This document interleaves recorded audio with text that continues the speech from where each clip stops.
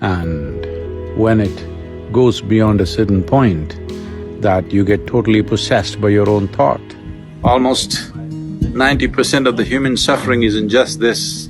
It's my wish and my blessing that you must get out of the prison of your own mind and know the beauty of creation.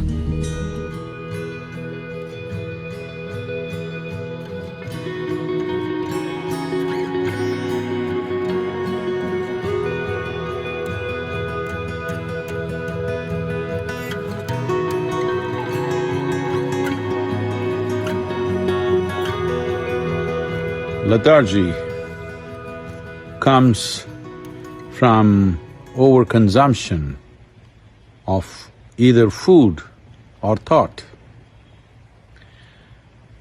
One may think how overconsumption of thought would bring lethargy, though everyone can understand overconsumption of food definitely brings lethargy. Well, if you become consumed by thought, you will see you would not like to move out of your bed.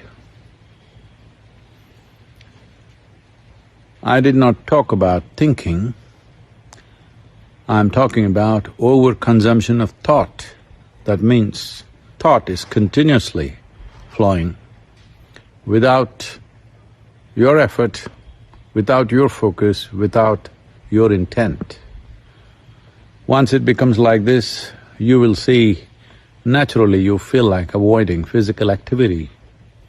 And when it goes beyond a certain point, that you get totally possessed by your own thought. Well, there are ugly names to describe that in medical terms. It's important. There is a certain amount of moderation in consumption of food and endless amount of thought that could happen.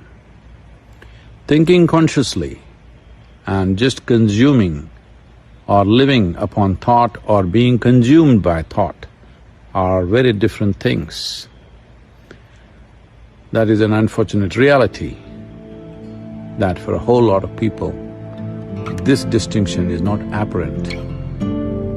And the price that humanity is paying for that is not a fair price.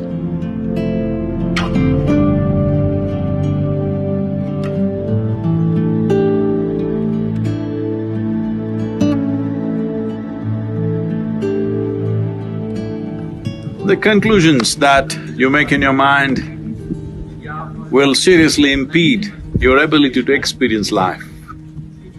The stronger your conclusions are, the more you get identified with it, the more the psychological reality that you have seems like existential.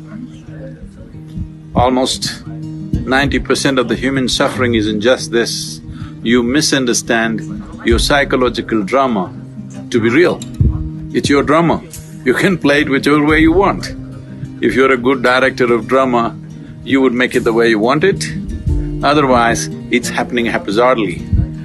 Well, this is the reality of existence. How beautiful it is, but most people choose to live in their mind because they have made strong conclusions and it's no more a choice as to where they live. It's time you live on this planet, experience the beauty of creation and also the presence of the Creator in this creation. Just pay enough attention to every aspect of creation and you will see the presence of the source of creation in it. This is what you need to experience. The psychological drama is your making. It is too puny compared to the existential drama that's happening here. It's time you enjoy this.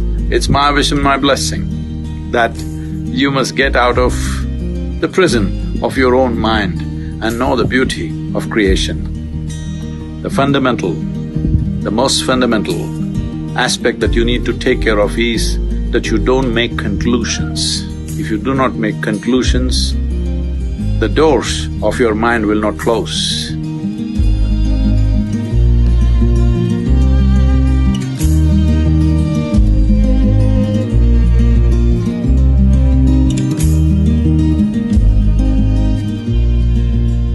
If you apply only your intellect, ignoring other aspects of your intelligence, you will get confused about every little thing in life. Because intellect is a cutting instrument, it's like a knife. If you want to dissect, it's a good instrument. But if you try to sew with a knife, you will be left in tatters. Well, that is what most human beings are experiencing right now, that they are using a cutting instrument to stitch, to put things together. Well, the more effort that you make, the more into bits and pieces human beings will become within themselves. There was a time they divided the world, then they divided more and more. You have seen this, there was a time people could live together. There were families in India where there were 400, 600 people in one family living in one house. Then slowly it became just parents and children and grandchildren. Now grandparents became a little bit of a problem, so we send them elsewhere. Now children become a problem, we send them elsewhere. And slowly husband and wife are living in separate houses, meeting on weekends. Not just that, within yourself you split yourself into many people by cutting yourself into pieces, because this is the process of dissection. If you use only your intellect for every dimension of life, this is where you will get. One day you will get schizophrenic, yes. So it's important, the other dimensions of intelligence come alive within you. Without those dimensions of intelligence being alive, your heart wouldn't beat, your liver wouldn't function, your kidney wouldn't function, all this wouldn't happen. This is not done by your intellect. So there are dimensions of intelligence within you which must be explored and brought alive into your conscious nature.